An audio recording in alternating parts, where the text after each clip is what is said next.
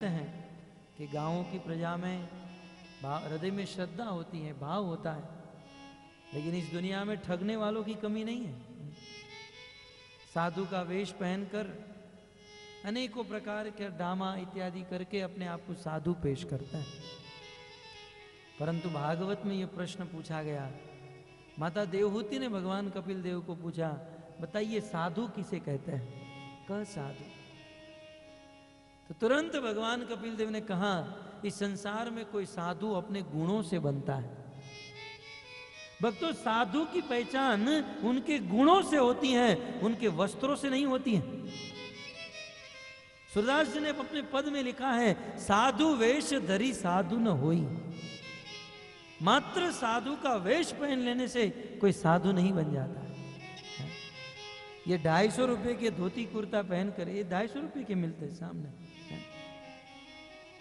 250 रुपए के धोती कुर्ते पहनकर कोई साधु नहीं बनता है। किसी भी वस्त्र में, किसी भी अवस्था में, किसी भी वर्ण और किसी भी आश्रम में साधु हो सकता है।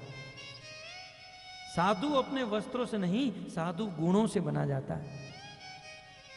जिनमें साधुओं के लक्षण हो, जिनमें साधुओं के गुण हो, उसे साधु कहते हैं। और साधुओं के गुण क्या है? भगवान कपिल देव बिंदु सरोवर के तट पर माता देवहूति को उपदेश देते हुए कहते हैं, तितिक्ष्व कारुणिका सुहृद सर्वदेहिनां अजात शत्रवः शांता साधव साधुभूषणा। साधुओं में अनेक गुण होते हैं, उनमें से सबसे पहला गुण है तितिक्ष्व, सहनशीलता। आप जिसको साधु मान रहे हैं, आप जिसको साधु मानकर उनकी संगति करना चाहते हैं, देखिए क्या उनमें सहनशीलता है। तितिक्ष्व का अर्थ होता है सहनशीलता। अब इसकी व्याख्या करने जाए तो बहुत विस्तार हो जाएगा, संक्षिप्त में इतना ही समझिए। तितिक्ष्व, दो प्रकार की सहनशीलता होती है। एक, प्रकृति के नियम को जो सहन करे, प्रकृति में जो बदलाव आते हैं, उस प्रकृति के बदलाव को जो सहन करते हैं, उसे साधु कहते हैं। साधु का नियम होता है, रोज सुबह मंगला आरती में जग जाएंगे, और कितनी भी बारिश हो, कितनी भी ठंड हो, कितनी भी गर्मी हो, परंतु जो साधु अपने नियम से डिगता नहीं है, उसे साधु कहते हैं, सच्चा साधु। यहां तो थोड़ी सी बारिश हो जाती है, सर्दी हो जाती है, आज 16 माला नहीं हो पाएगी। थोड़ा सा बुखार आ जाता है, आज मंदिर नहीं जा पाएंगे, इसे साधु नहीं कहते हैं। चाहे जीवन में कुछ भी हो जाए, जो भक्त अपने नियम से डिगता नहीं है, जो अपने भजन साधन को नियमित रूप से करते रहता है, उसे साधु कहते हैं, तितिक्ष्व। और इतना ही नहीं, लोगों के द्वारा दिए गए अपमान को सहन करे। ध्यान रहे, जिसको साधु बनना है उसके जीवन में अपमान होगा। और साधु बनने के बाद ये मत कहिएगा कि हम तो साधु बने, इतना अच्छा काम करते हैं, हमारा अपमान हो रहा है। होगा। इतिहास खोलकर देख लीजिए, जितने भी साधु हुए उनके ऊपर उंगली उठी है। जगत के लोगों के द्वारा अपमान होता है, लेकिन जो अपमान को सहन कर ले उसे साधु कहते हैं। और अपमान को सहन करना आसान है, लेकिन दूसरों के द्वारा दिए गए सम्मान को सहन करना है बड़ा मुश्किल। ये गले में माला जो आप देख रहे हैं ना, ये एक दिन माला पहनाई, दूसरे दिन पहनाओ, तीसरे दिन, चौथे दिन, पांचवें दिन, फिर माला पहनने की आदत पड़ जाती है। फिर बेचारे भक्त एक दिन भूल गए तो साधु का हृदय जलने लगता है, माला भी नहीं पहनाते हैं। सम्मान को सहन करना चाहिए। तो दूसरों के द्वारा दिए गए मान अपमान को सहन करे और अपने भजन में स्थित रहे, उसे साधु कहते हैं। जीवन में कैसी भी परिस्थिति आ जाए, शरीर में कैसा भी रोग आ जाए, लेकिन भगवान का नाम जिसके मुख से बंद न हो उसे साधु कहते हैं। कल का इतिहास, हमारे बंगाल में एक बहुत बड़े भक्त हुए जिसका नाम था हरिदास ठाकुर। जन्म से मुसलमान थे। भक्तों, हमारे इस देश में ऐसे ऐसे मुसलमान हुए जो कृष्ण के भक्त थे और कृष्ण के लिए अपना जीवन कुर्बान कर दिए। जैसे रस खान, जो वास्तव में रसों की खान है, कृष्ण भक्ति रस से लबालब भरे हुए मुसलमान थे लेकिन कृष्ण के भक्त। खा खान, ये भी भगवान के परम भक्त। उनमें से एक थे हरिदास ठाकुर। मुसलमान होकर भी कृष्ण की भक्ति करते थे, भगवान श्री कृष्ण का नाम जप करते थे। एक दिन में 3 लाख नाम लेते थे और उनका नियम था कि जब तक 3 लाख नाम जप न करे तब तक भोजन भी नहीं करेंगे। ऐसे हरिदास ठाकुर भगवान का नाम लेकर इतने पवित्र हो गए, इतने पवित्र हो गए, जहां जहां जाते सब लोग उनको देखकर भक्त बन जाते। और धीरे धीरे करके बड़े बड़े मुसलमान भी हिंदू बनने लगे। अब तो मुसलमान मस्जिद में, दरगाह में लोगों की संख्या कम हो गई। मुसलमान के राजा ने आदेश दिया कि उस हरिदास ठाकुर को राजसभा में लेकर आओ। हरिदास ठाकुर को राजसभा में लेकर आए और उस मुसलमान राजा ने कहा, हरिदास,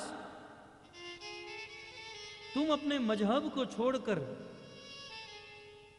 हमारा मजहब नमाज पढ़ना है, कलमा पढ़ना, कुरान पढ़ना, ये हमारा धर्म है, और तुम इसे छोड़कर कृष्ण का नाम ले रहे हो, हरिनाम ले रहे हो।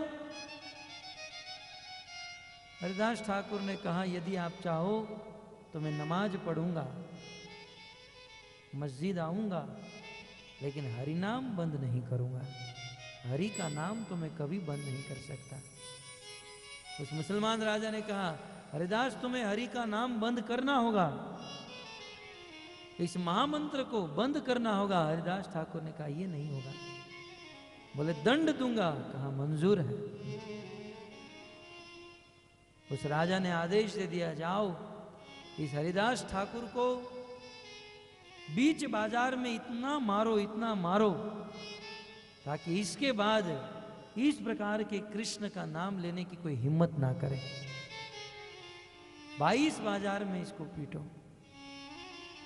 4 जल्लाद काले पहाड़ की तरह हट्टे गट्टे मोटे आए, हरिदास ठाकुर को घसीटते हुए किसी गांव की बाजार में लेकर गए और कोड़े के द्वारा, चाबुक के द्वारा हरिदास ठाकुर को पीटा गया। लेकिन एक एक चाबुक की फटकार उस शरीर के ऊपर गिरती थी। हरिदास ठाकुर के मुख से कृष्ण का नाम निकल रहा था। उनके शरीर से खून निकलने लगा, अनेकों वार हो गए, लेकिन हरिदास ठाकुर के मुख से भगवान का नाम बंद नहीं हुआ।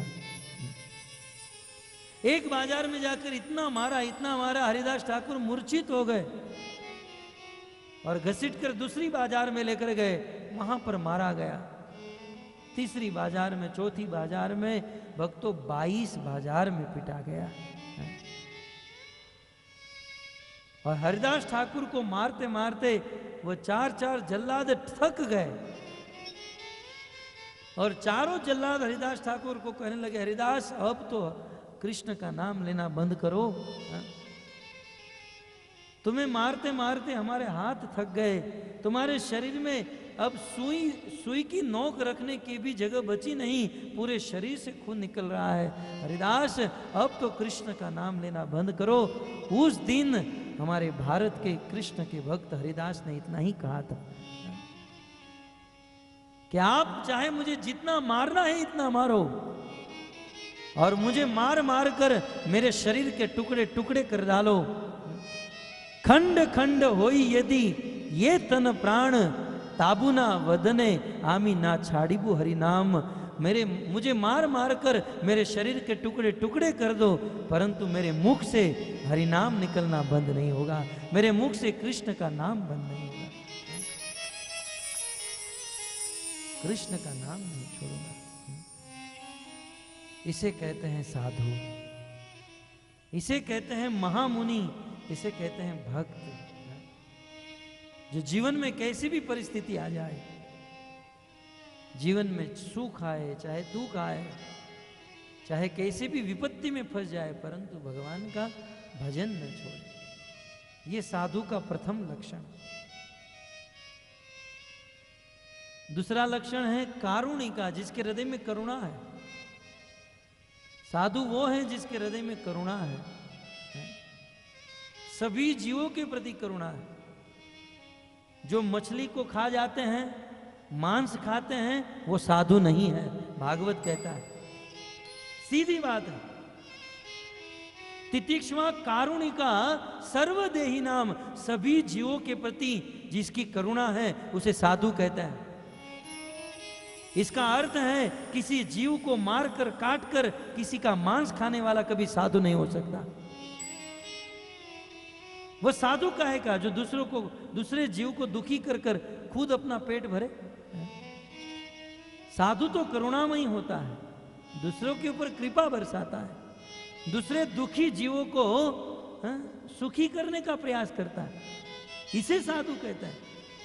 दूसरे जीवों को दुख देने वाला साधु नहीं।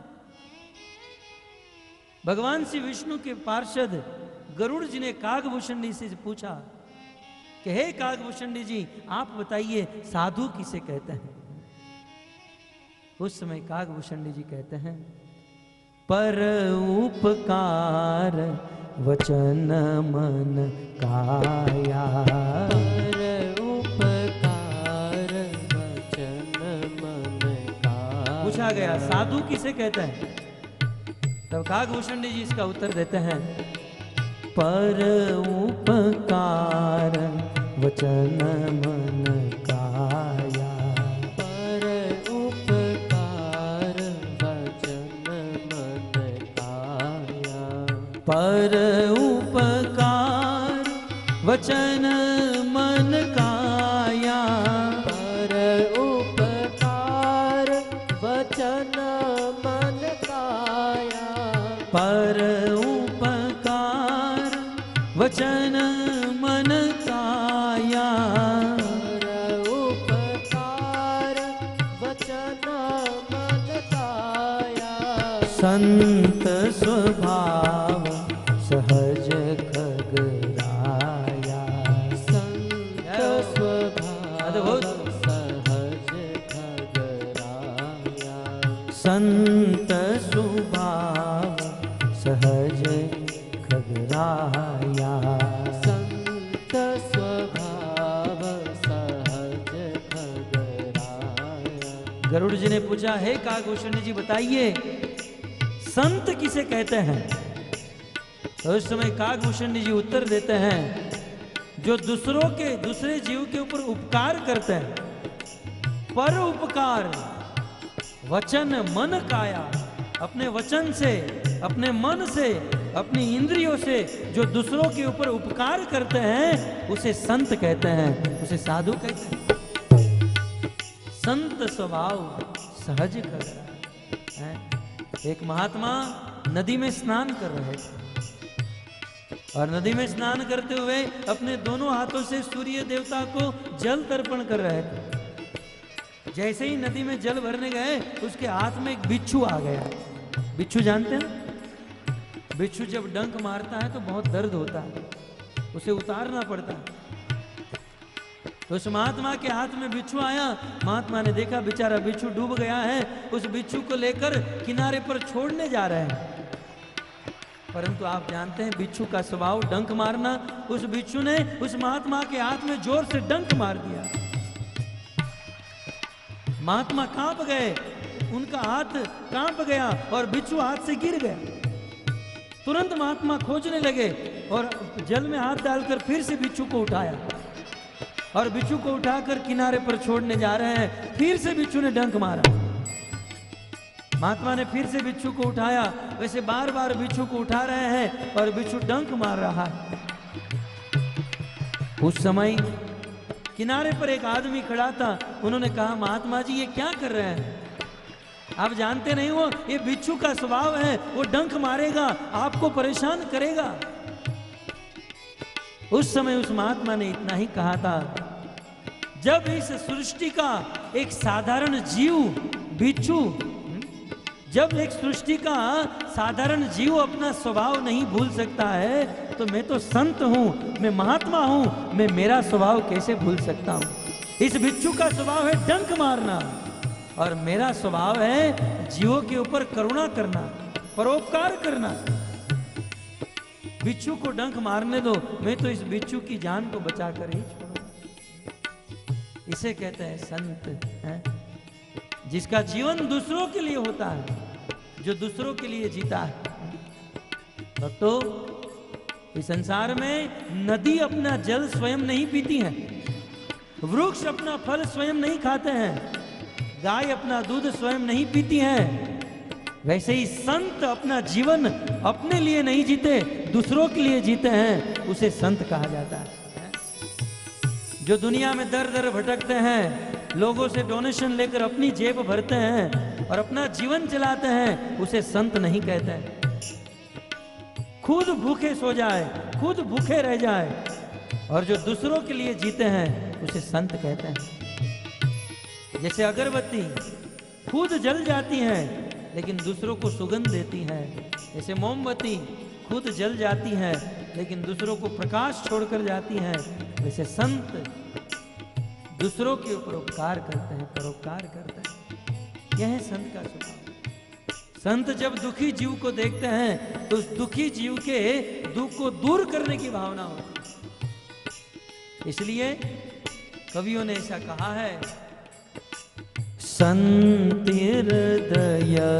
नवनीत समाना, संत हृदय नवनीत समाना। संतों का हृदय कैसा है?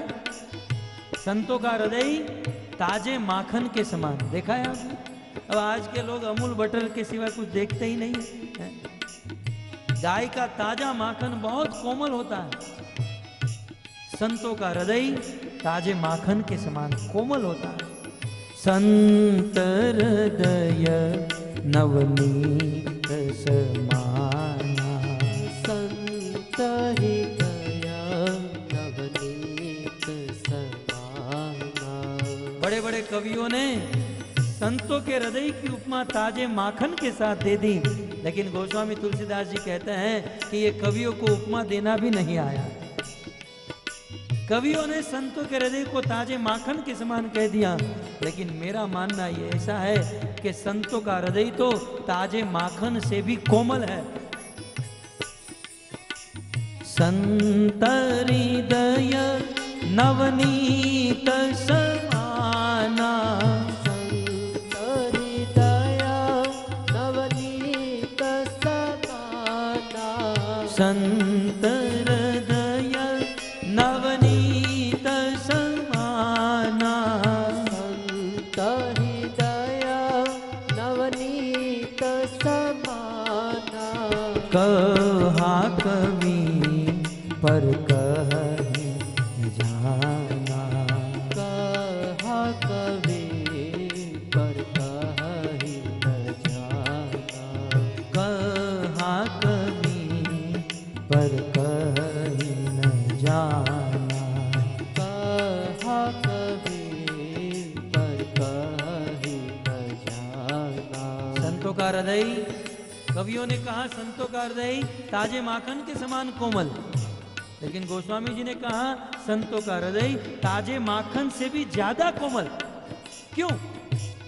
क्योंकि ताजे माखन को जब आप चूल्हे पर रखते हो और ताजे माखन के नीचे जब आंच लगती है तब पिघलता है। समझ में आ रहा है ना?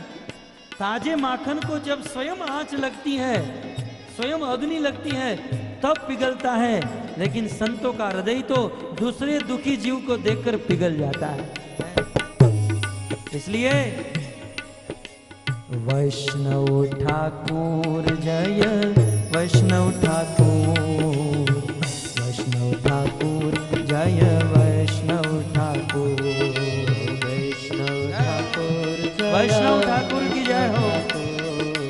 ऐसे संतों की जय जयकार हो। जय वैष्णव ठाकुर, वैष्णव ठाकुर, वैष्णव ठाकुर, वैष्णव ठाकुर जय वैष्णव ठाकुर, वैष्णव ठाकुर, आइए वैष्णव जय जयकार कीजिए। वैष्णव ठाकुर जय वैष्णव ठाकुर, वैष्णव ठाकुर, वैष्णव ठाकुर, वैष्णव ठाकुर जय वैष्णव ठाकुर, वैष्णव ठाकुर, वैष्णव अनंत कोटि वैष्णव की जय। ठाकुर जय वैष्णव ठाकुर, हाँ वैष्णव ठाकुर जय वैष्णव ठाकुर, वैष्णव ठाकुर जय वैष्णव ठाकुर, वैष्णव ठाकुर जय वैष्णव ठाकुर, वैष्णव ठाकुर जय वैष्णव ठाकुर, अनंत कोटि वैष्णव की जय, श्रील प्रभुपाद की जय।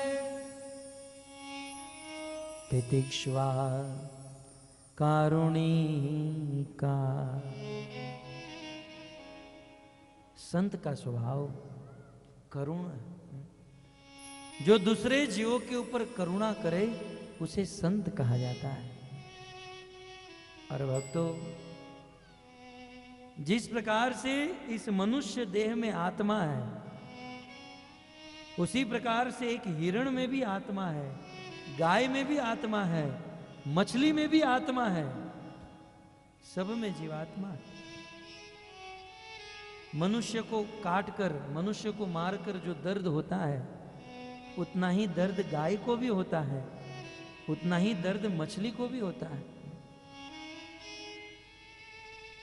तो इस संसार में जो गाय को काटे, बकरे को काटे, मछली को मारे, वो संत नहीं है। संत तो एक चींटी को भी परेशान नहीं करते हैं।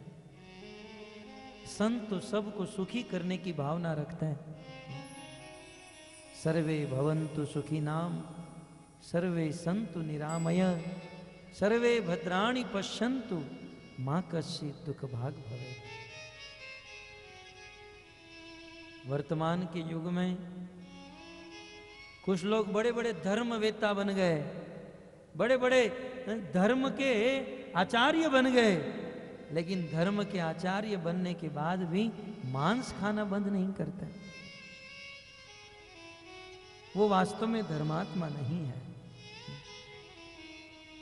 विदेशों में कुछ ऐसे संत कहते हैं, एनिमल हैव नो सोल, पशुओं में आत्मा नहीं होती है।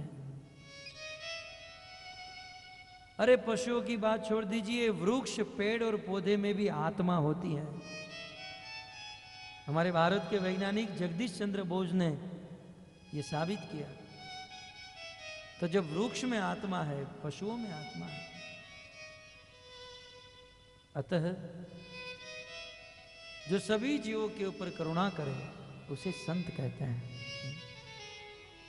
तत्पश्चात सुहद सर्वदेही नाम,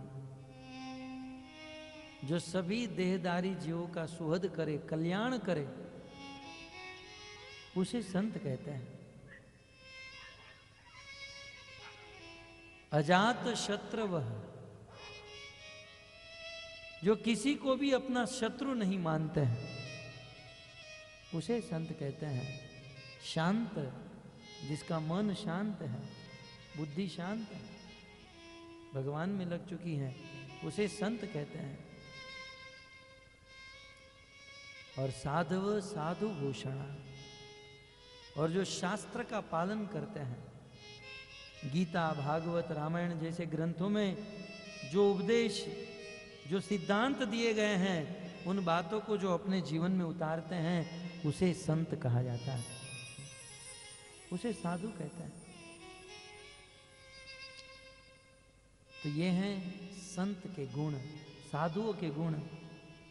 यह गुण जिस साधु में है ऐसे साधुओं की संगति करनी चाहिए, ऐसे साधुओं के मुख से भगवत कथा सुननी चाहिए। ऐसे साधुओं के मुख से भगवत कथा सुनने से ही हमारे जीवन का कल्याण होगा, हमारा हृदय परिवर्तन होगा, अन्यथा जीवन का कल्याण नहीं हो सकता है। तब आपके मन में प्रश्न हो सकता है कि ऐसे साधु हम कैसे पहचाने? अब किसी साधु में कितनी करुणा है, उसका कोई मीटर तो नहीं है कि चलो मीटर से नाप लो, देख लें इतनी करुणा है, इतनी सहनशीलता है।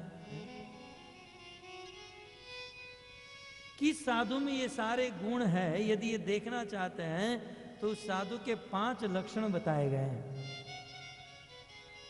जिनमें ये 5 लक्षण हो समझना चाहिए ये वास्तविक संत, ये वास्तविक गुरु बनने के योग्य है। और उनमें से पहली योग्यता है कि वो संत कृष्ण का भक्त होना चाहिए। नारायण कला शांता सुहदु ही अनसूय वह, भगवान के सात्विक शुद्ध सात्विक रूप का उपासक होना चाहिए, अर्थात वह राम कृष्ण या विष्णु का भक्त होना चाहिए। चैतन्य महाप्रभु तो है ही, राम कृष्ण विष्णु या चैतन्य महाप्रभु का भक्त होना चाहिए प्रथम। दूसरी योग्यता कि वो अपने आप को भगवान नहीं मानना चाहिए।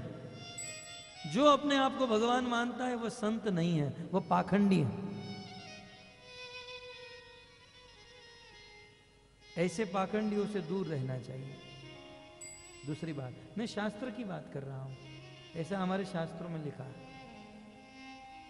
तीसरी बात, वो संत अपनी इंद्रियों को वश में रखना चाहिए। इसे रूप गोस्वामी उपदेशामृत में कहते हैं, वाचो वेगम मनस क्रोध वेगम जिवाद वेगम उदरोपस्थ वेगम एतान वेगान विषेत धीर सर्वात्मीपाम पृथ्वी शिष्यात। वो जो गुरु है, वो जो संत है, उसकी वाणी अपने वश में होनी चाहिए, मन अपने वश में होना चाहिए, क्रोध अपने वश में होना चाहिए, जीवा अपने वश में होनी चाहिए, उदर अपने वश में होना चाहिए और जनेंद्रिय उपस्थ अपने वश में होना चाहिए। जो इन 6 वेगों को वश में कर चुका है वह गुरु बनने के लिए योग्य है, वह संत है। अब आज तो लोग इन बातों को जानते नहीं हैं और गुरु बना देते हैं। फलाने गुरु है, हमारे फलाने गुरु। क्या गुरु? वो गुरु है ही नहीं तो गुरु क्या है? गुरु में ये योग्यता होनी चाहिए। हमारे भारत में ये कहावत है, पानी पियो छान के, गुरु करो जान के। हम लोग पानी कितना छान के पीते हैं। शहरों में तो आरओ फिल्टर करते हैं, 3-3 बार उसको फिल्टर किया जाता है तब जाकर पीते हैं। पानी छान कर पीते हैं और गुरु तुरंत बना लेते हैं। भगवान ने हमको ये बुद्धि दी है गुरु को परखने के लिए। बस भावुकता में बह नहीं जाना चाहिए, हमारी श्रद्धा को हृदय में रखनी चाहिए, लेकिन अंधश्रद्धा नहीं हो जानी चाहिए। अंधों के माफिक नहीं विचरण करना चाहिए, बुद्धि से सोचना चाहिए। गुरु को शास्त्र से परखना चाहिए, शास्त्र में जो लिखा है क्या ये गुरु में है। नहीं तो आज ठगने वालों की कमी नहीं है, आज गली गली में गुरु भरे पड़े हैं। इसलिए शास्त्र के द्वारा गुरु को परखिए। प्रथम, गुरु राम कृष्ण विष्णु या चैतन्य महाप्रभु का भक्त होना चाहिए। दूसरा, वो अपने आप को भगवान नहीं मानना चाहिए। तीसरा, अपनी 6 इंद्रियों के ऊपर उनका वश होना चाहिए। और चौथा, ध्यान से सुनिए, गुरु जो बोलता है उसका पालन अपने जीवन में होना चाहिए। आजकल के साधु और गुरु तो जब व्यास मंच पर बैठते हैं बड़ी बड़ी बातें करते हैं, और जब जीवन में आचरण करना होता है तब कुछ नहीं। जो बोलते हैं उसका आचरण स्वयं अपने जीवन में होना चाहिए।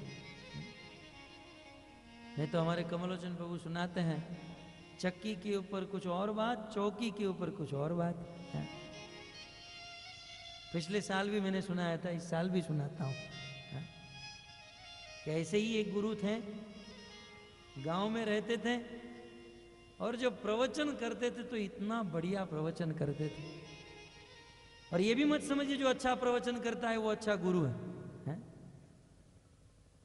सरस्वती की कृपा, वाणी किसी की भी अच्छी हो सकती है, जिसके हृदय में भाव है, प्रेम है, जो भगवान की निष्काम सेवा करता है, वह गुरु बन सकता है।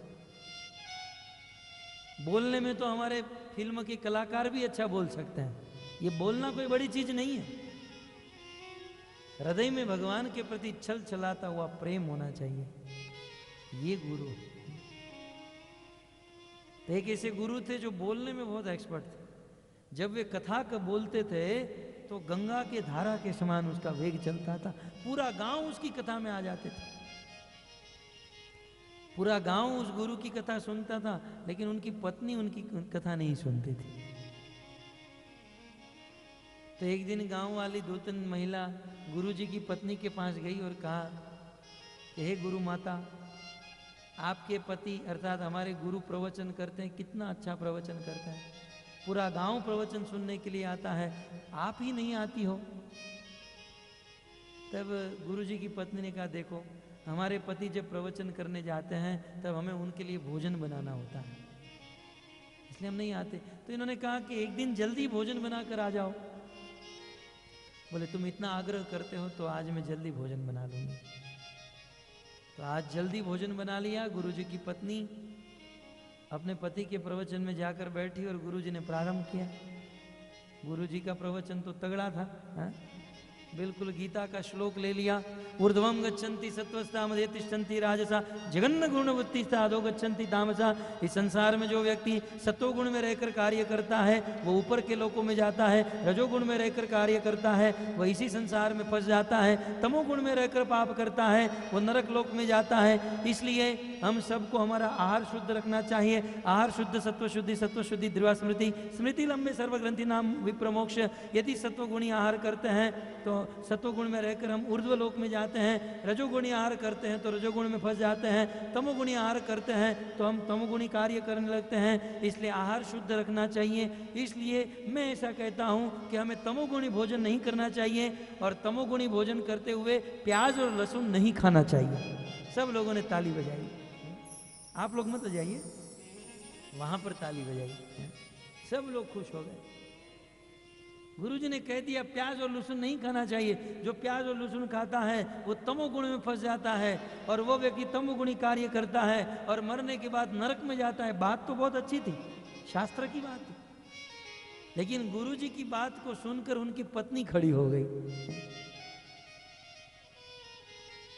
और प्रवचन को छोड़कर भाग गई। यहां प्रवचन समाप्त हुआ। गुरुजी घर पर गए। पत्नी ने जैसे रोज भोजन परोसती थी, प्रवचन के बाद गुरुजी की पत्नी ने भोजन परोसा। तो गुरुजी जैसे ही भोजन खाने बैठे, पहला निवाला अपने मुख में डाला।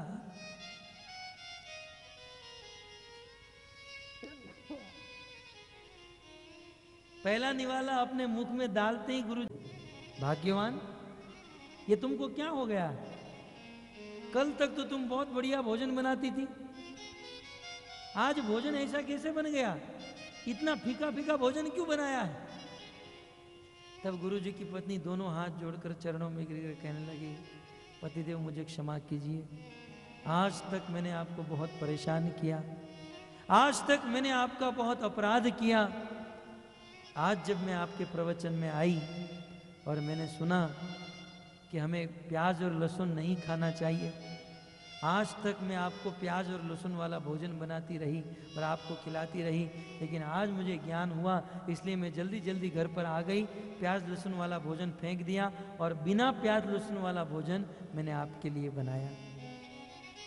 तब गुरुजी ने कहा, पगली, ये उपदेश गांव वालों के लिए था, मेरे लिए तो डबल प्याज लहसुन डालकर भोजन बनाना। अब ऐसा आचरण जिस गुरु का होता है, ऐसे गुरु के शिष्य बनकर किसी का उद्धार नहीं हो सकता है। कुछ लोग ऐसे गुरु के शिष्य हैं, शिष्य का जो हो गुरु को कोई मतलब नहीं है। गुरु कहते हैं तुम्हें जो करना है करो, जो खाना है खाओ, जो पीना है पियो, बस मुझे डोनेशन दे देना है? मेरा जो हफ्ता है वो समय सर पहुंचा देना। तुम बनो, हम बने गुरु, तुम बने चेला, हम दोनों मिलकर करे ठेलम ठेला। हाँ? दोनों ठेलम ठेला करते हैं। हाँ? तो गुरु, बुद्धिमानी से गुरु को स्वीकार करना चाहिए। और गुरु की पांचवी योग्यता है भगवान के द्वारा निर्मित, भगवान कृष्ण के द्वारा बनाए गए 4 संप्रदाय के अंतर्गत गुरु शिष्य परंपरा में होना चाहिए। कृष्ण ने 4 लोगों को ज्ञान दिया, ब्रह्मा, शिव जी और 4 कुमार। और इन चारों से 4 संप्रदाय का निर्माण हुआ। इस दुनिया में 4 संप्रदाय ही वैलिड हैं।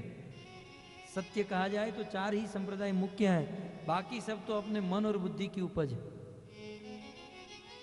तो इन 4 संप्रदाय में से एक जो है उनको गुरु स्वीकार करना चाहिए। है? तो ये है गुरु की योग्यता। हम सब भक्तों का सौभाग्य ये है कि गुरु की जितनी भी योग्यता है श्रील प्रभुपाद जी में पूर्ण रूप से हैं, और हम सब लोग जगत गुरु श्रील प्रभुपाद जी के शिष्य हैं। ये हमारा सबसे बड़ा सौभाग्य है, क्योंकि आखिर हमारे परम गुरु तो श्रील प्रभुपाद। तो ऐसे गुरु का सानिध्य करना चाहिए। आइए अब नारद मुनि का वो उपदेश राजसूय सभा। नारद मुनि कहते हैं, वासुदेवार्पणं साक्षात् उपासित महामुनि। वासुदेव को उपासित महामुनि, महामुनियों की संगति करनी चाहिए, महामुनियों के पास जाना चाहिए। ऐसा नहीं है कि बड़े बड़े संत महात्मा हमारे घर पर आएंगे। समय निकाल कर हमें संतों के पास जाना चाहिए और उनके मुख से कथा सुननी चाहिए। जब हम कहते हैं कि चलो हमारे वहाँ संत आए हैं, शुद्ध भक्त आए हैं, कथा सुनने के लिए आइए, तो कुछ लोग कहते हैं आप लोग भाग्यशाली हो, हम लोग तो घर गृहस्थी में फंसे हुए हैं, हम लोग तो बस ये पत्नी बच्चों के साथ बंधे हुए हैं।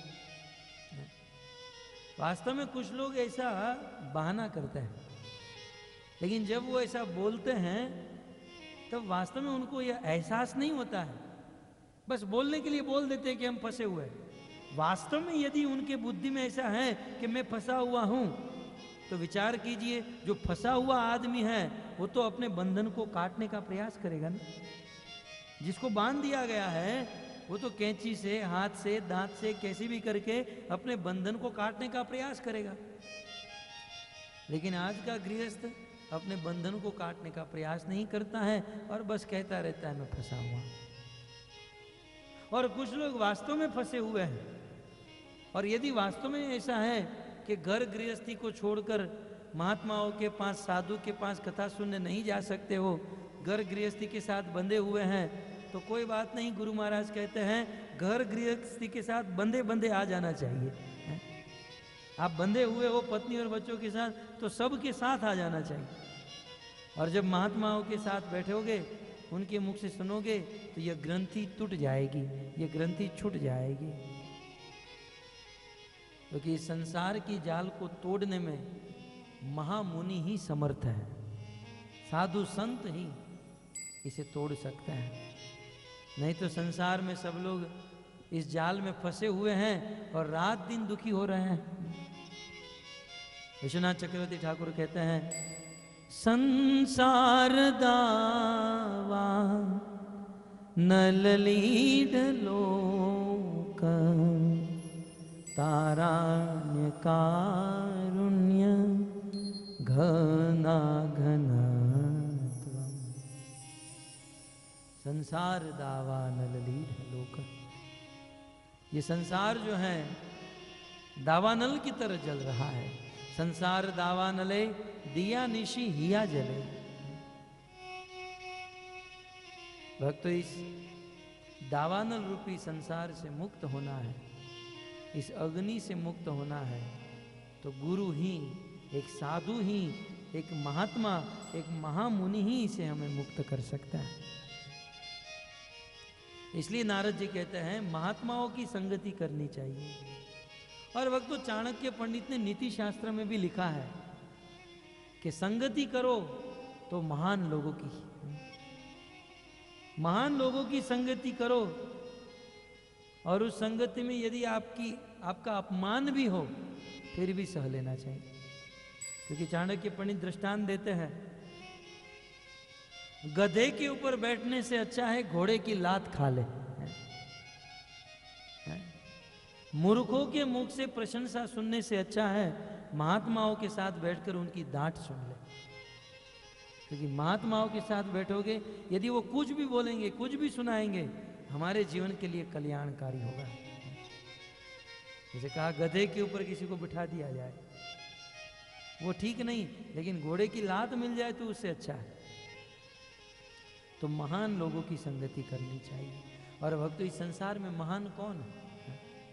जब चाणक्य पंडित ने कहा कि महान लोगों की संगति करो, तो महान कौन है? राजा, दिल्ली के राजा अकबर की सभा में यह प्रश्न उठा कि महान कौन?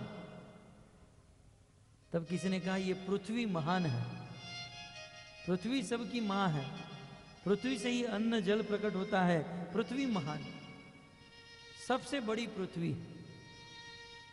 तब किसी विद्वान ने कहा नहीं नहीं, पृथ्वी से बड़ा सूर्य है, दिखने में छोटा है लेकिन विस्तार में बड़ा है, प्रकाश देता है। तब किसी ने कहा नहीं नहीं, सूर्य से बड़ा भगवान का धाम वैकुंठ है। तो किसी ने कहा नहीं नहीं, भगवान के धाम से भी बड़े साक्षात भगवान स्वयं, क्योंकि भगवान का धाम भगवान से प्रकट हुआ है। फिर अंत में एक भक्त ने कहा कि भगवान से भी बड़ा यदि कोई है तो वो है भगवान का भक्त है। क्योंकि भगवान स्वयं अम्बरीश दुर्वासा के प्रसंग में कहते हैं, अहम भक्त पराधीन, ये दुर्वासा मैं मेरे भक्त का नौकर हूं, मैं मेरे भक्त का सेवक हूं। भक्त जो है, वैष्णव जो है, मेरे स्वामी है। भगवान से भी बड़ा कोई है तो वह है भगवान का भक्त। तो भक्तों, इस संसार में भगवान से भी महान भगवान के भक्त हैं। ऐसे भक्तों की संगति करनी चाहिए।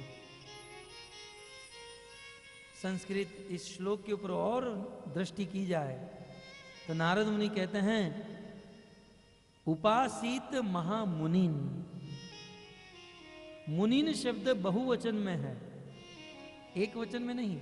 इसका अर्थ यह है कि नारद मुनि कहते हैं किसी एक भक्त की संगति नहीं करनी चाहिए, अनेकों शुद्ध भक्तों की संगति करते रहनी चाहिए। कुछ लोग सोचते बस एक है ना, हम उसी को मिलेंगे वही करेंगे। नहीं, देखिए भगवान अनंत है, हरि अनंत, हरि कथा अनंता। उस अनंत भगवान को कोई एक भक्त ठीक से समझ नहीं सकता है। अनंत भगवान को समझने के लिए अनंत गुरु चाहिए, अनंत भक्तों की संगति करनी चाहिए। इसलिए नारद जी कहते हैं महामुनिन, बहुवचन में कहते हैं कि मुनियों की संगति करनी चाहिए। और जब भगवान श्री रामचंद्र वनवास में गए और वाल्मीकि को कहा कि आप मुझे रहने का स्थान बताइए, तब वाल्मीकि ऋषि ने यही कहा, जिनके श्रवण समुद्र समाना,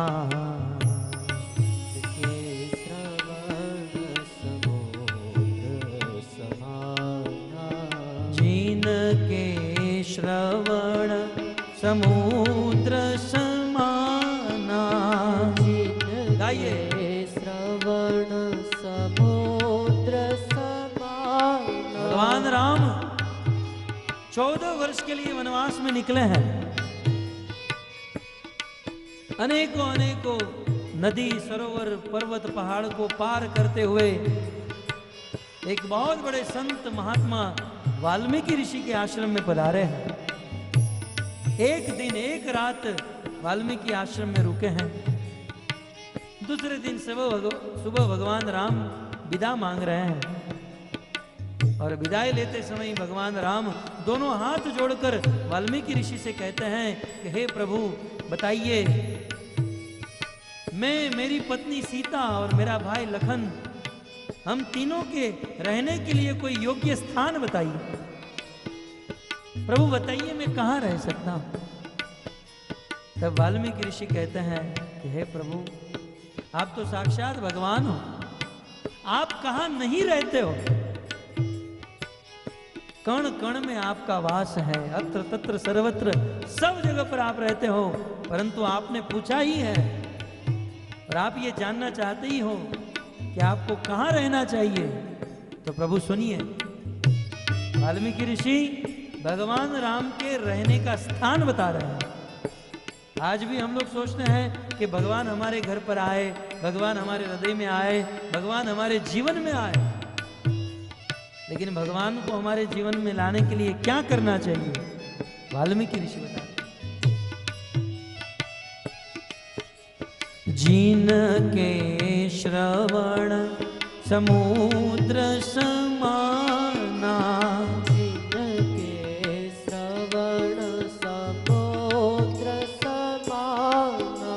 जिन के श्रवण समुद्र समाना, जिन के श्रवण समुद्र समाना, कथा तुम्हारी सुभग सरिनाना, कथा तुम्हारी सुभग सरिनाना, कथा तुम्हारी सुभग सरिनाना, कथा तुम्हारी सुभग सरिनाना, होई निरंतर होई न पूरे, होई निरंतर होई न पूरे, होई निरंतर होई न पूरे, होई निरंतर होई न पूरे। वाल्मीकि जी भगवान रामचंद्र के रहने का स्थान बता रहे हैं। कहते हैं हे राम, जिनके श्रवण, श्रवण का अर्थ है कान, हे प्रभु जिसके कान समुद्र के समान विशाल है, आप उनके हृदय में रहिए, आप उनके घर पे रहिए। ये सुनकर हमारे श्रोताओं को लगेगा कि हमारे कान तो बहुत छोटे हैं और कान जिसके बड़े हैं भगवान वहीं पर रहते हैं। देखो यहाँ पर साइज की बात नहीं कर रहा है, यहाँ पर मात्रा की बात नहीं, यहाँ गुण की बात कर रहा है। जिसके कान समुद्र के समान गुणवान है, समुद्र में जो गुण है वही गुण जिसके कानों में है, भगवान उनके हृदय में और उनके घर पे रहते हैं। अब समुद्र में क्या गुण है आप जानते हैं। हमारे भारतवर्ष में अनेकों नदियां बहती हैं, गंगा, यमुना, सरस्वती, कावेरी, गोदावरी, नर्मदा, अलकनंदा, गोमती, धेनुमती, अनेकों नदियां भारतवर्ष में बहती हैं और ये सारी नदियां समंदर में जाकर मिलती है ना?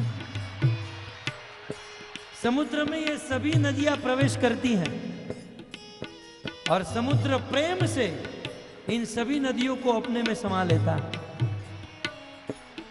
अनेकों युगों से, अनेकों वर्षों से, अनेकों काल से ये सारी नदियां समुद्र में प्रवेश कर रही हैं, लेकिन फिर भी समुद्र उनको प्रवेश करा रहा है। आज तक समुद्र थका नहीं। वैसे ही जैसे समुद्र अनेक नदियों को अपने में प्रवेश कराता है, वैसे ही जो लोग भगवान की कथा को अनेक संतों के माध्यम से अपने कान में प्रवेश कराते हैं, भगवान उनके हृदय में प्रकट होता है, भगवान उनके घर में रहते हैं।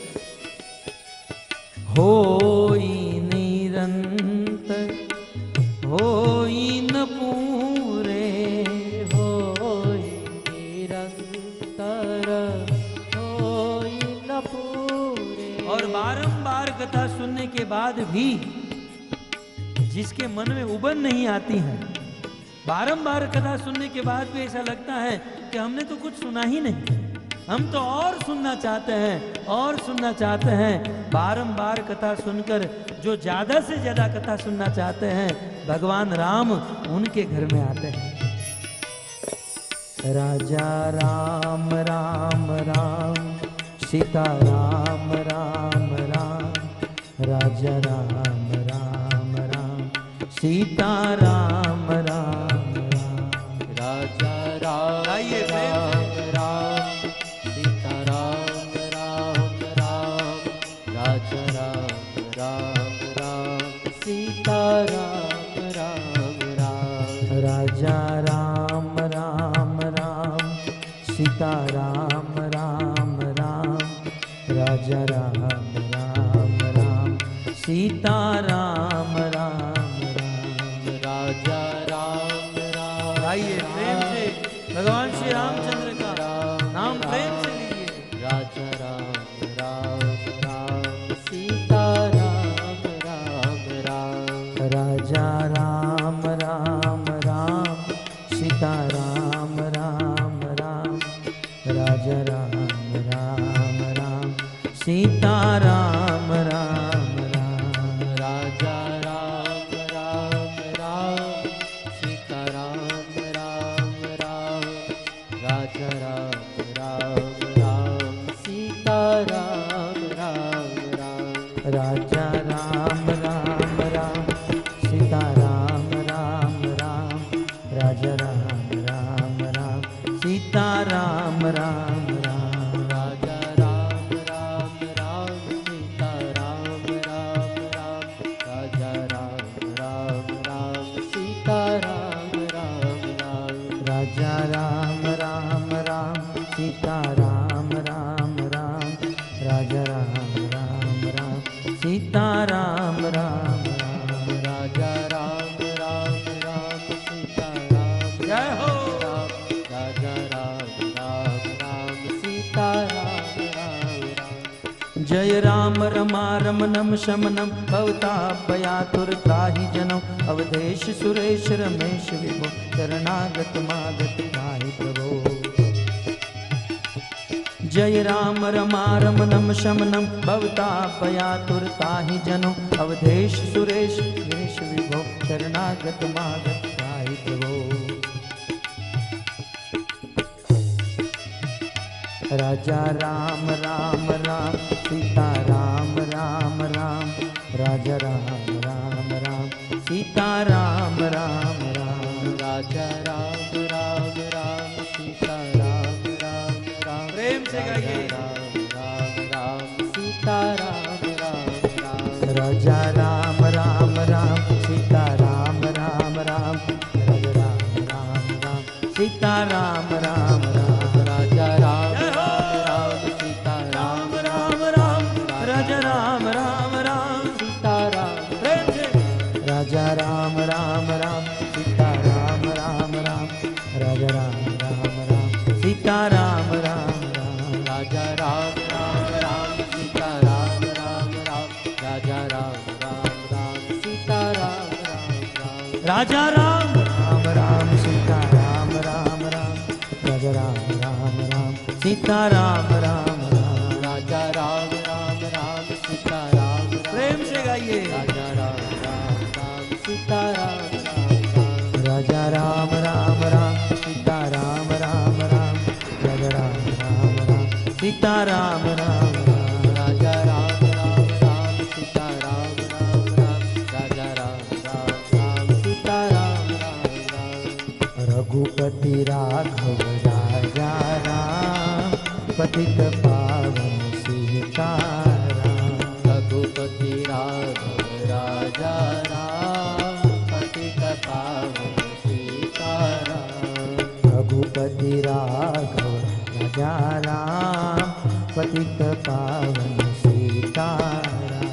रघुपति राघव राजा राम, पतित पावन सीताराम। राजा राम, पतित पावन सीताराम। राजा राम, पतित भाव से पावन सीताराम। राजा राम पतित पावन सीताराम। राजा राम पतित पावन सीताराम। और रघुपति राघव राजा राम पतित पावन सीताराम।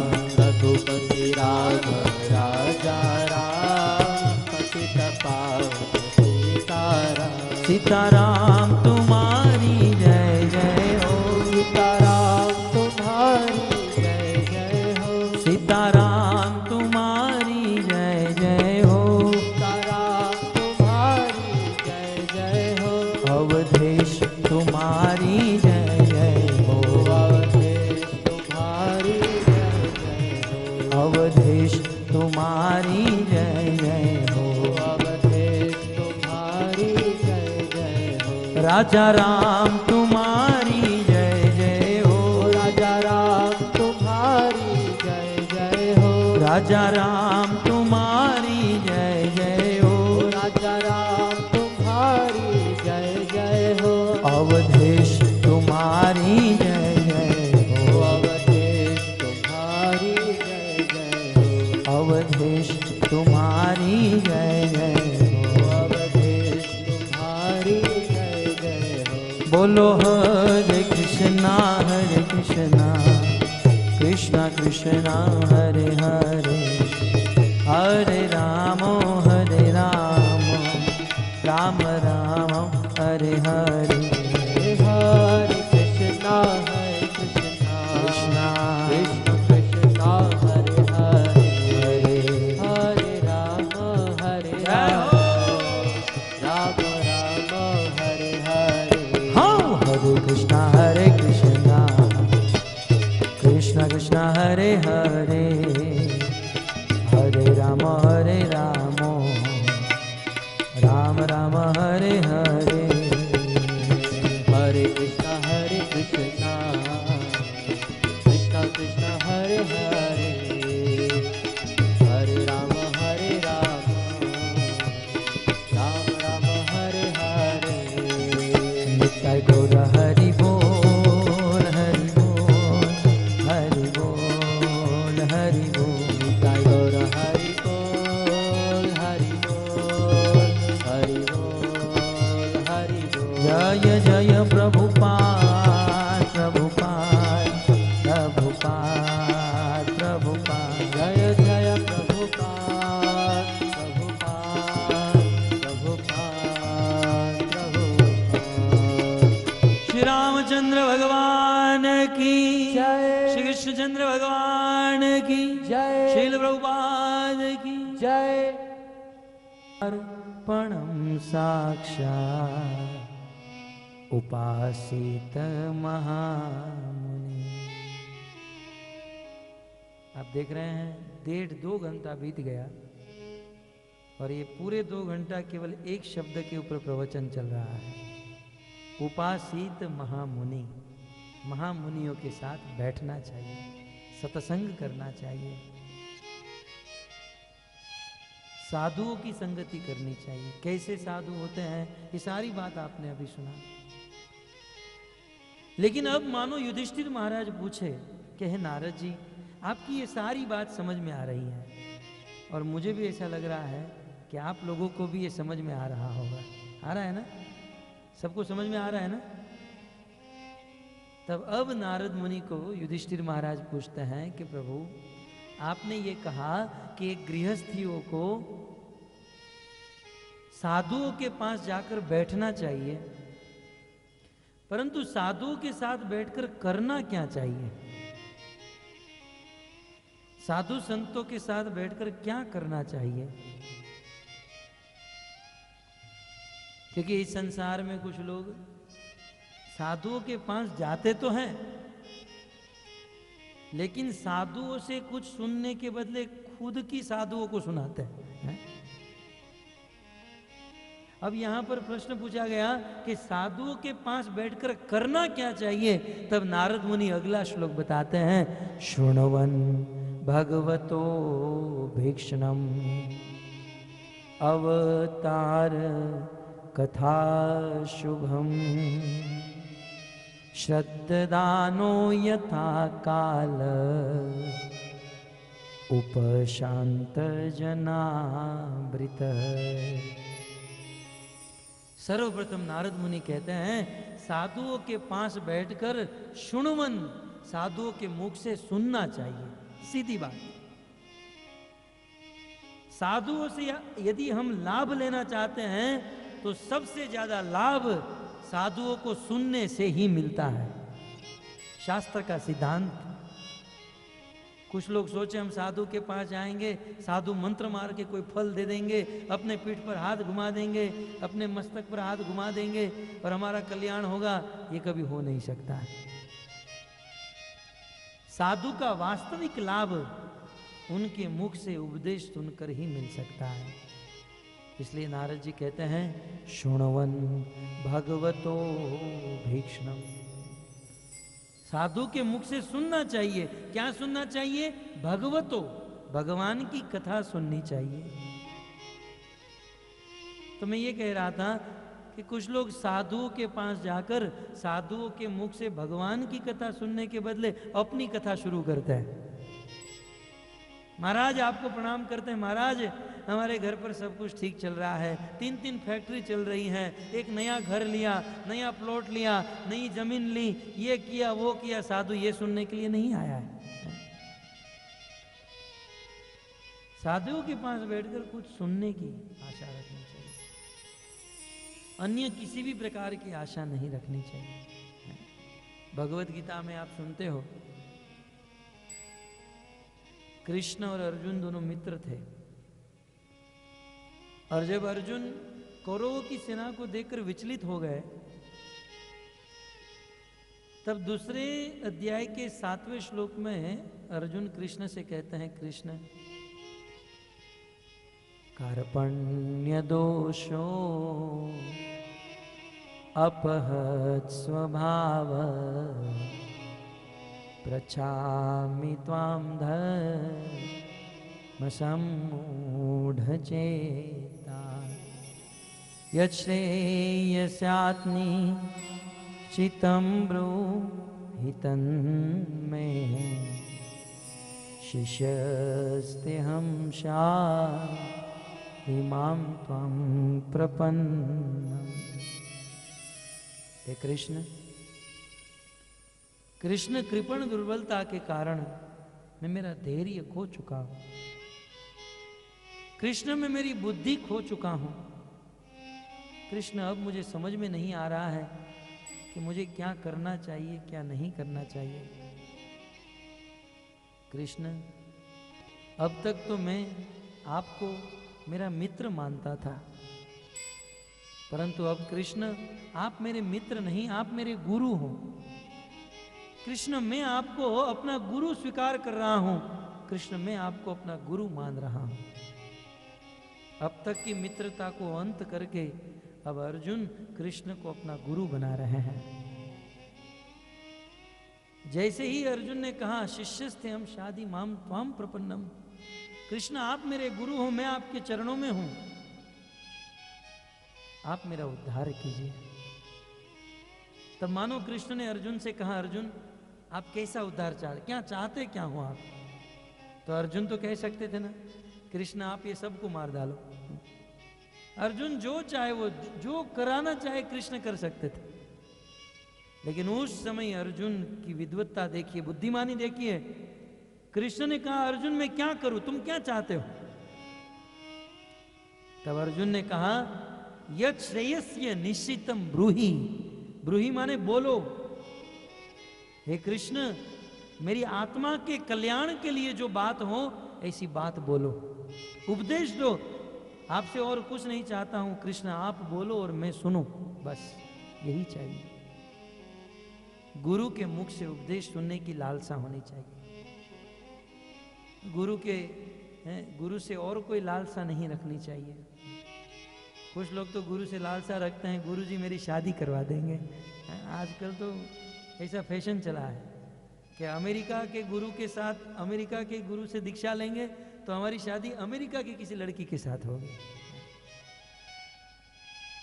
तो गुरु से मात्र उपदेश की आशा रखनी चाहिए, और वास्तव में गुरु अपने वाणी से, उपदेश से ही सपोर्ट कर सकता है।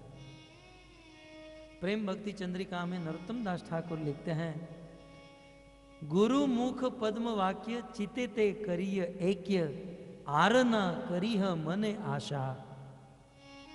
नरोत्तम दास ठाकुर कहते हैं, मेरी और कोई आशा नहीं है, केवल एक ही आशा है कि गुरु के मुख से निकले हुए वाक्य मेरे चित्त को पवित्र करे। और मुझे कुछ, गुरु से मुझे और कुछ नहीं चाहिए, बस गुरु के वाक्य मैं सुनूं और मेरा हृदय पवित्र हो जाए। तो भक्तों, नारद जी ने पिछले श्लोक में के अंत में क्या कहा? उपासित महामुनि, महामुनियों के साथ बैठना चाहिए। तो महामुनि के साथ बैठकर क्या करना चाहिए? इस श्लोक में कहते हैं श्रवण, सुनना चाहिए। और भक्तों, सुनने से ही हमारी प्रगति हो सकती है। श्रुत्वा ज्ञानम अवाप्नोति, सुनने से ही ज्ञान मिलता है। श्रुत्वा त्यजति दुर्मति, सुनने से ही हमारी जो दुर्मति, दुर्बुद्धि है, उसका विनाश होता है। और सुनने से ही हम परम पद को प्राप्त हो सकते हैं। सुनना चाहिए। और भक्तों, भगवान ने भी सोच समझकर हमारा यह शरीर बनाया। आप कभी विचार करो, भगवान ने हमको कान 2 दिए, मुंह 1 ही दिया। कभी विचार किया आपने कि भगवान ने 2 कान क्यों दिए? चश्मे पहनने के लिए नहीं है? भगवान ने कान 2 दिए, मुंह 1 ही दिया। कहा कि कम से कम बोलो, ज्यादा से ज्यादा सुनो। श्रुत्वा, शुण्वन, क्या सुनो? भगवान की कथा। शुण्वन भगवतो भीक्ष्णम, कथा सुनो। तो समय है ना, चलाऊं कि आप लोग भी निरंतर सुनना चाहते हैं वाल्मीकि ऋषि की तरह? होई निरंतर होई न पूरे, बार बार सुनने पर भी जो थकते नहीं हैं, भगवान उनके पास रहते हैं। 7:30 बज चुके हैं। ठीक है, 10-15 मिनट चलाते हैं, ठीक है ना? 8 बजे तक चलाऊं? ठीक है, चलेगा? मैं तो 10 बजे तक चला सकता हूं। मुझे कोई प्रॉब्लम नहीं है। ठीक है, फिर 8 बजे तक। कुछ लोग गाली देंगे, ये बैठ गया है ऊपर, कब बंद करेगा, कब भोजन मिलेगा, ऐसा तो नहीं है ना? तो ठीक। हरे कृष्णा कृष्णा कृष्णा हरे हरे, हरे राम राम राम हरे हरे, हरे कृष्णा कृष्णा कृष्णा हरे हरे, हरे राम राम राम हरे हरे, हरे कृष्णा कृष्णा कृष्णा हरे हरे, हरे राम राम राम हरे हरे।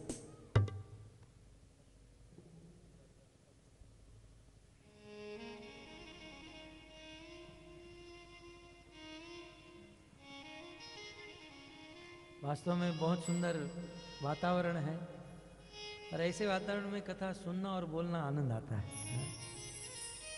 ठंडी ठंडी हवा है, भक्तों का माहौल है, और काम धंधे का भी कोई टेंशन नहीं है।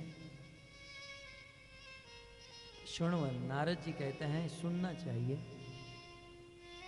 भगवान ने 2 कान हमको दिए, ज्यादा से ज्यादा सुनने के लिए, ज्यादा से ज्यादा कथा सुने।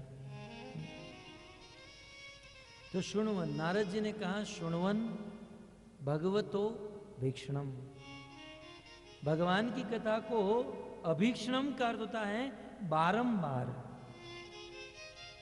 कहते हैं साधुओं के मुख से भगवत कथा बारंबार सुननी चाहिए। तो मन में प्रश्न होता है, बारंबार क्यों? कुछ लोग होते हैं ना, हम आमंत्रण देते हैं कि आइए श्याम सुंदर मंदिर इस्कॉन में बहुत सुंदर कथा हो रही है, कथा सुनने के लिए आइए। तो कुछ लोग कहते हैं हमने तो एक बार सुन लिया है। ये कथा एक बार नहीं है, कथा बारंबार सुनना चाहिए। नित्यम भागवत सेवया, भागवत का सेवन नित्य निरंतर करना चाहिए। नारद जी कहते हैं, स्पेशल कहते हैं शृण्वन् भगवतो भीक्षणम। अभीक्षणम, बारंबार सुनो भगवान की कथा। देखिए, भगवान की कथा बारंबार सुनने से सबसे पहले तो वो कथा याद रह जाती है। बारंबार सुनने का क्या लाभ है? कई बार कुछ लोग कहते हैं प्रभु जी हम लोग 3-3 घंटा कथा सुनते हैं, लेकिन घर पे जाते हैं बच्चों को जब बताते हैं तो 10 मिनट में खत्म हो जाती है। होता भी ऐसा है। कुछ लोग 3 घंटा कथा सुनते हैं और वही कथा दूसरों को बोलने लगेंगे तो 10-15 मिनट में तो समाप्त हो जाएगी। चलो अभी मैं किसी को यहाँ बुलाऊं और कहूं कि मैंने जो कहा जरा बोलिए, पहले तो माइक की हाथ में कांपने लगेगा, हाथ पांव हिलने लगेंगे, याद नहीं रहता। ये जीव का स्वभाव है। और विशेष करके कलयुग में प्रायण अल्प आयुष्य सभ्य क्लोस्मिन युगे जना मंद सुमंद मतय मंद भाग्य उपद्रुता। कलयुग में लोगों की स्मृति शक्ति बड़ी कमजोर है। इसलिए भगवान की ये कथा, ये सिद्धांत उपदेश याद नहीं रहता है। और बताइए, जब ये याद नहीं रहेंगे तो जीवन में क्या उतारेंगे? पहले तो इसको याद रखना चाहिए ना। जब याद रहेगा तो जीवन में उतरेगा। अब जब याद ही नहीं है तो जीवन में क्या उतरेगा? तो अभीक्षणम, नारद जी कहते हैं कि भगवान की कथा शुद्ध भक्तों के मुख से बारंबार सुननी चाहिए, जिससे याद रह जाता है। मैं आपको एक सत्य इतिहास बताऊं। बहुत समय पहले की ये बात है कि एक लड़का था, स्कूल में पढ़ता था, एक गांव की स्कूल में पढ़ता था और उसका नाम था वोबदेव। वोबदेव नाम का लड़का था और पढ़ने में हमारी तरह बिल्कुल कमजोर था। हम भी पढ़ने में बड़े कमजोर थे। स्कूल में कॉलेज में जाते तो सबके पीछे बैठते थे और जैसे तैसे हो गए, पास हो गए। परंतु वो जो वोबदेव था वो तो बेचारा पास हो ही नहीं रहा था। गांव के किसी भी लोगों को पूछो आप वोबदेव को जानते हो? बोले हाँ, मेरे साथ वो पढ़ता था। लगभग पूरे गांव वालों के साथ पढ़ चुका था, क्योंकि गांव वाले सभी कक्षा में स्टैंडर्ड में आकर आगे बढ़ते थे, ये एक ही कक्षा में बैठा रहता था। अब स्कूल के जो अध्यक्ष होते हैं वो परेशान हो गए। सोचा कि इस लड़के को यदि हमारे स्कूल में रखेंगे, स्कूल का नाम बिगड़ेगा। तो सब लोगों ने मीटिंग करके इसको लिविंग सर्टिफिकेट दे दिया। बोले कल से स्कूल में मत आना, तुमको स्कूल से निकाल दिया गया है। लड़का बहुत दुखी हुआ।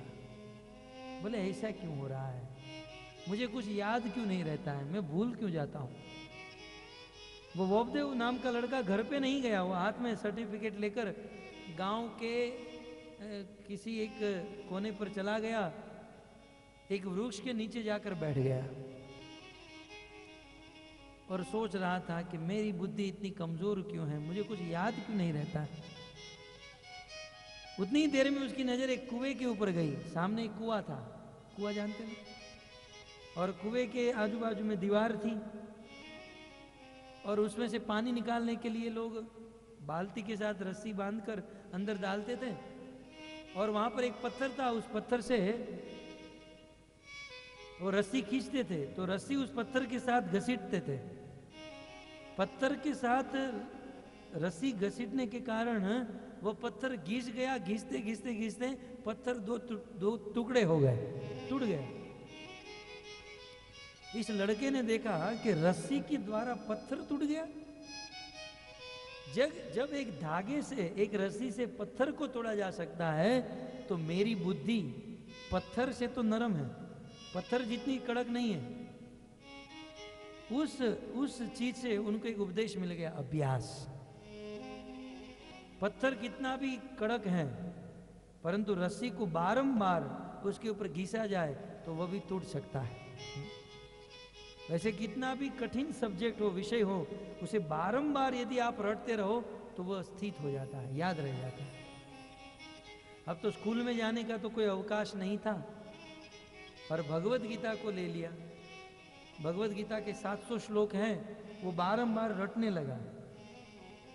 एक ही श्लोक बारंबार रटते रटते रटते रटते गीता के सारे श्लोक उसको याद हो गए। 700 श्लोक बाय हार्ट याद हो गए मुंह जबानी। जब गीता याद हो गई तो फिर भागवत को उठाया, भागवत के श्लोक को रटने लगा बारंबार। ये सत्य घटना है। भागवत में 18,000 श्लोक हैं। ये भागवत के सारे 18,000 श्लोक को याद कर दिया।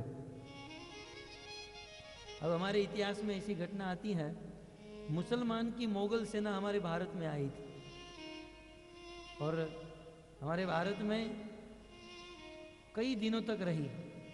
और इन दिनों जब वो भोजन करते थे तो वो भोजन करने का ईंधन क्या था? भारत भूमि के वेद। हमारे भारत में ऋषि मुनियों के द्वारा जो वेद रखे गए थे उनको जलाकर ये लोग भोजन करते थे।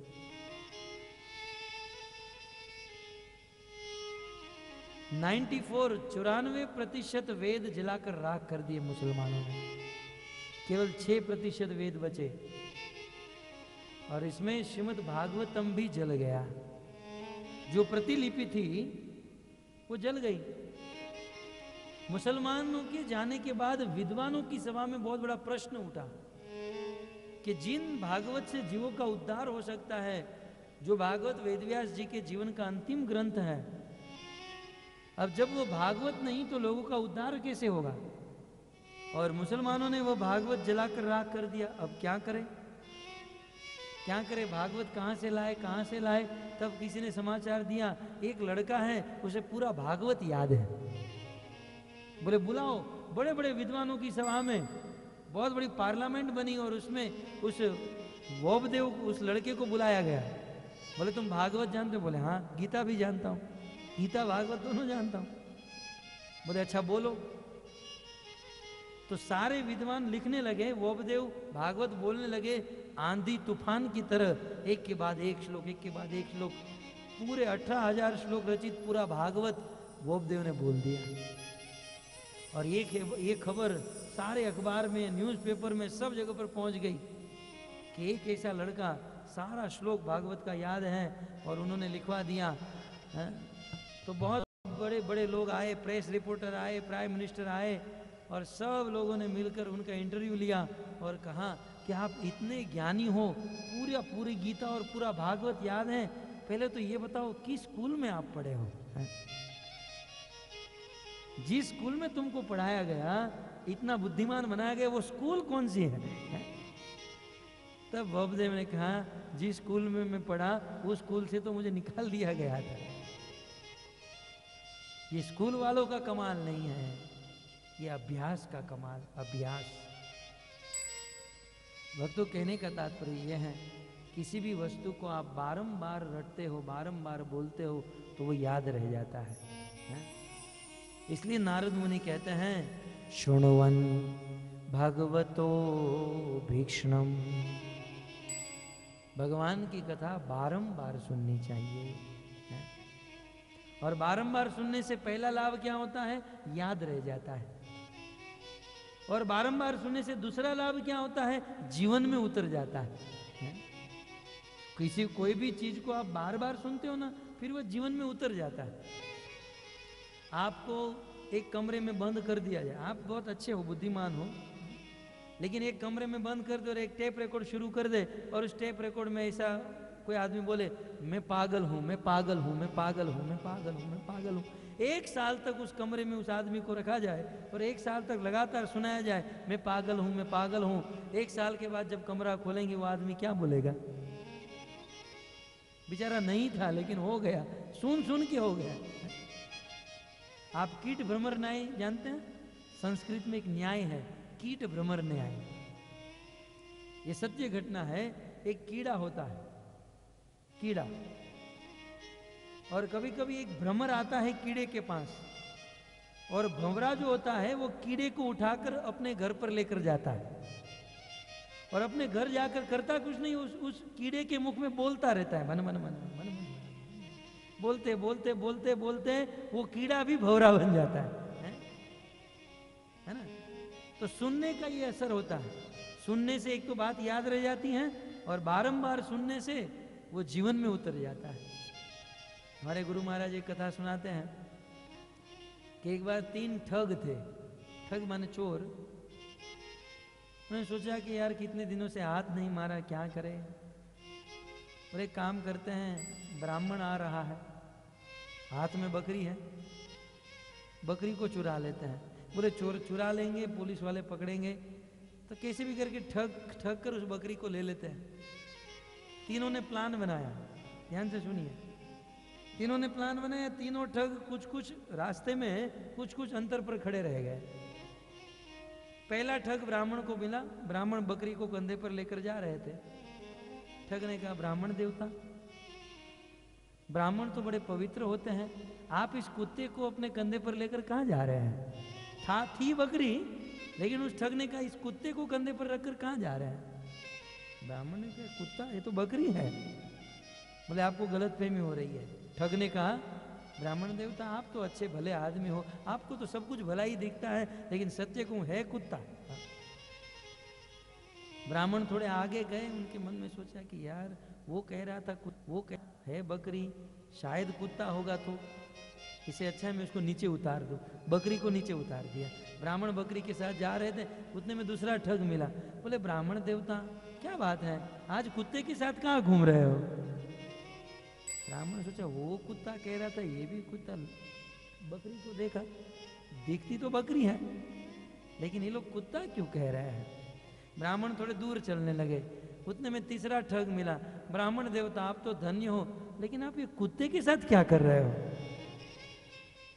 अब तो ब्राह्मण को कन्फर्म हो गया, हो ना हो ये है कुत्ता। ब्राह्मण आगे गए, उस बकरी को, थी बकरी, लेकिन 3 जन के मुख से बारंबार सुने कुत्ता कुत्ता कुत्ता, तो बकरी के अंदर कुत्ते का भाव हो गया। उस बकरी को भगा दिया। ब्राह्मण ने नदी में स्नान किया और अकेले चले गए, और तीनों ठगों ने मिलकर बकरी को चुरा लिया, बेच दिया।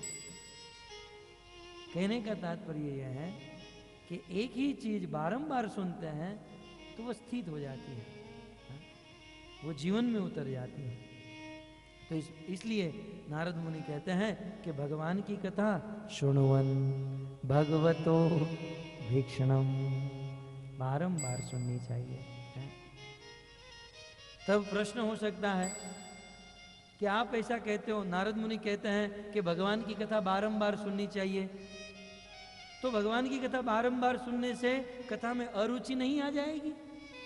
अरुचि जानते ना, इस संसार में कोई भी चीज आप बारंबार खाओ या बारंबार सुनो तो उसके प्रति एक अरुचि, एक घृणा हो जाती है। आपको रसगुल्ला कितना भी अच्छा लगे, 1 खाओ, 2 खाओ, 3 खाओ, 5 खाओ, 50 खाओ, 100 खाओ, फिर 1 साल रसगुल्ला के सामने देख नहीं पाओगे, देखोगे तो उल्टी हो जाएगी। तो इस भौतिक संसार में किसी भी वस्तु को आप बारंबार करते हो, बारंबार सुनते हो, तो उसके प्रति अरुचि हो जाती है। जैसे संसार में कोई नया गाना आता है, लेकिन नया गाना बारंबार सुनते हैं, फिर पुराना हो जाता है, कोई नया और आ जाता है। तो मानो ये प्रश्न पूछा जाए कि भगवान की कथा बारंबार सुनने से उस कथा में अरुचि नहीं होगी?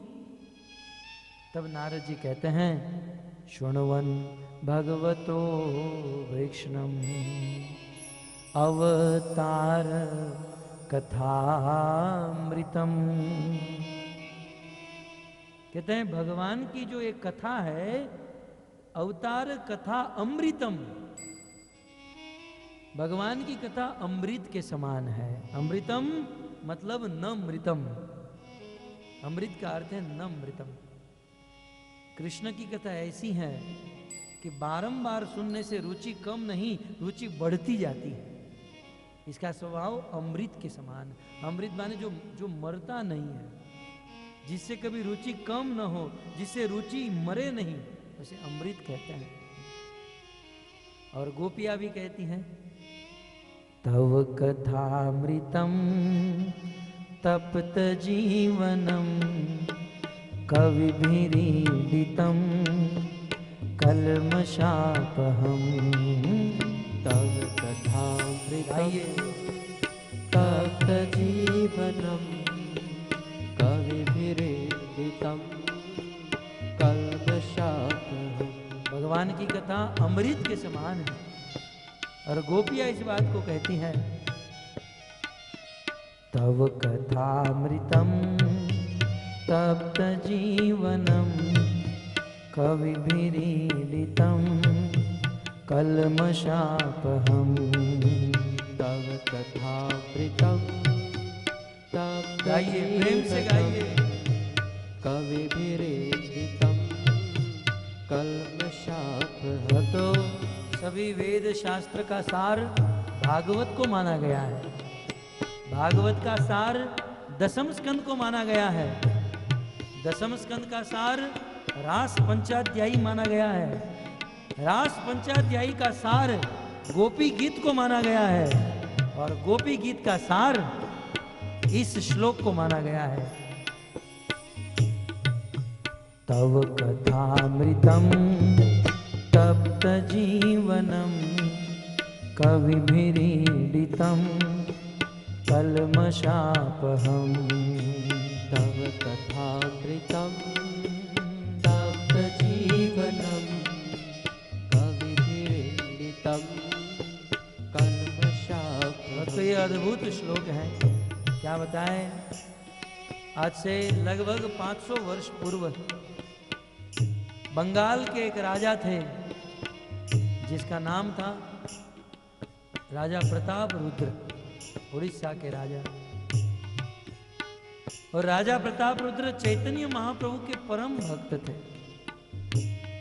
और वे राजा प्रताप रुद्र चैतन्य महाप्रभु से मिलना चाहते थे। लेकिन उन दिनों चैतन्य महाप्रभु ने 24 वर्ष की उम्र में सन्यास ले लिया था। और सन्यासी का एक सिद्धांत है, नियम है कि सन्यासी कभी धनी व्यक्ति के साथ नहीं मिलता। सन्यासी कभी राजाओं से नहीं मिलता। जब चैतन्य महाप्रभु को पता चला कि राजा प्रताप रुद्र मुझे मिलना चाहते हैं, उन्होंने इनकार कर दिया।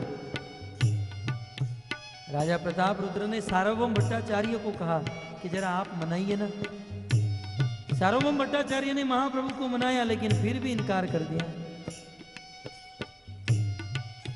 राजा प्रताप रुद्र ने स्वरूप दामोदर को कहा आप जरा मनाइए। स्वरूप दामोदर ने कहा, महाप्रभु ने मना किया। राय रामानंद ने कहा, फिर भी महाप्रभु ने मना किया। अंत में महाप्रभु ने कहा, चैतन्य महाप्रभु ने कहा कि आज के बाद यदि कोई भी व्यक्ति राजा प्रताप रुद्र को मुझसे मिलने की बात करेगा, मैं जगन्नाथपुरी छोड़कर चला जाऊंगा। आप लोग मेरा मुंह नहीं देख पाओगे। ये क्या लगा रखा है, राजा प्रताप रुद्र से मिलो, राजा से मिलो। मैं कोई राजा वजह से नहीं मिलना चाहता। महाप्रभु ने बिल्कुल टके से कह दिया। लेकिन राजा प्रताप रुद्र के हृदय में तो भावना थी भगवान से मिलने की। धीरे धीरे दिन बीतने लगे। एक दिन जगन्नाथ रथ यात्रा का दिन आया। राजा प्रताप रुद्र उस रथ यात्रा में झाड़ू मारने लगे। जगन्नाथ जी जिस मार्ग से निकलने वाले हैं उस मार्ग को साफ करने लगे। और उस समय चैतन्य महाप्रभु ने उस रथ यात्रा में बहुत नृत्य किया, उदंड नृत्य किया। कहते हैं 7 टोली थी, 7 टोली में महाप्रभु ने अपना प्रकाश किया। जगन्नाथ रथ यात्रा में नृत्य करते हुए महाप्रभु थक गए, रथ रुक गया और बाजू में एक बहुत सुंदर उपवन था और उस उपवन में एक वृक्ष के नीचे जाकर महाप्रभु ने विश्राम किया। महाप्रभु सो रहे हैं। महाप्रभु उस उपवन में सो रहे हैं। सार्वभौम भट्टाचार्य ने राजा प्रताप रुद्र को इशारा किया, आप जाओ। कितना बड़ा रिस्क था भक्तों, बहुत बड़ा साहस था। राजा प्रताप रुद्र उस उपवन में, उस बगीचे में आए और बगीचे में आकर गोपी गीत का यह श्लोक गाने लगे। तव कथामृतम तप्त जीवनम कविभिरीडितं कल्मषापहम्। तव कथामृतं गाइए, राजा प्रताप रुद्र के साथ सब लोग प्रेम से कविभिरीडितं कल्मषापहम्। राजा प्रताप रुद्र गोपी गीत का ये श्लोक गाने लगे, तव कथामृतम। और भक्तों, जब राजा प्रताप रुद्र के मुख से ये श्लोक गाने लगे, निकलने लगा, और यह शब्द जब चैतन्य महाप्रभु के कान में गए, महाप्रभु की नींद उड़ गई। चैतन्य महाप्रभु की सारी थकावट चली गई, और चैतन्य महाप्रभु मचल गए कि ये कौन गा रहा है? राधा रानी का भाव लेकर जो आए थे, चैतन्य महाप्रभु ढूंढने लगे कौन गा रहा है। और देखा तो राजा प्रताप रुद्र ये श्लोक गा रहे थे। जो चैतन्य महाप्रभु जिस राजा का मुंह देखना नहीं चाहते थे, जो चैतन्य महाप्रभु जिस राजा को मिलना नहीं चाहते थे, लेकिन इस राजा के मुख से जब ये श्लोक सुना, चैतन्य महाप्रभु दौड़कर राजा को अपने गले लगा लिए, अपने अखबार में भर लिए। यदि हम लोग भी चाहते हैं कि चैतन्य महाप्रभु हमको गले मिलाए, चैतन्य महाप्रभु हमको गले लगाए, तो हमें प्रेम से इस श्लोक को गाना चाहिए। तव कथामृतम तप्त जीवनम कविभिरीडितम कल्मषापहम। तव कथामृतम तप्त भाव से जीवनम गाइए। कविभिरीडितम कल्मषापहम। श्रवणमङ्गलं श्रीमदाततं भुवि गृह्णन्ति ते भूरिदा जना। श्रवणमङ्गलं श्रीमदाततं भुवि गृह्णन्ति ते भूरिदा जना। श्रवणमङ्गलं श्रीमदाततं भुवि गृह्णन्ति ते भूरिदा जना। श्रवणमङ्गलं श्रीमदाततं भुवि गृह्णन्ति ते भूरिदा जना। भगवान श्री कृष्ण की प्रिया गोपियाँ कहती हैं, तव कथा अमृतम। हे कृष्ण, कृष्ण आपकी कथा अमृत के समान। आचार्यों ने तो बहुत अर्थ किए हैं, एक बहुत सुंदर अर्थ जो हमारे हृदय को स्पर्श कर गया। ब्रज की गोपियां कृष्ण से कहती हैं, कृष्ण तव कथा मृतम, मृतम माने मारना। कृष्ण सच कहें तो आपकी कथा हमको मारने वाली है। कृष्ण हम तो बहुत अच्छे से हमारा जीवन जी रही थी, खा पी कर हमारा जीवन बिता रही थी, लेकिन जिस दिन से आपकी कथा सुनी है उस दिन से हम लोग आपके प्रेम में मरी जा रही हैं। कृष्ण क्या बताए, आपकी कथा मृतम, आपकी कथा मारने वाली है। लेकिन इसमें अशब्द यदि जोड़ दिया जाए तो तव कथा अमृतम। नारद मुनि कहते हैं कथा अमृतम। भगवान श्री कृष्ण की कथा कोई साधारण कथा नहीं है। कृष्ण कथा को आप जितना सुनो उतना आनंद और बढ़ते जाता है। यत शुण्वताम रसज्ञानाम स्वादु स्वादु पदे पदे। कृष्ण की कथा में एक नया आनंद है। जैसे भगवान कहते हैं आमार माधुर्य नित्य नव नव है, मेरा माधुर्य नित्य नवीन है, वैसे भगवान की कथा नित्य नवीन। एक ही कथा आप जितनी बार सुनते हो उतनी बार नहीं लगती है, कुछ नया अनुभव होता है। इसलिए इस कथा को बारंबार सुनना चाहिए, और बारंबार सुनकर भी ये कथा सुनने में अरुचि नहीं होगी, क्योंकि ये कथा अमृत के समान है।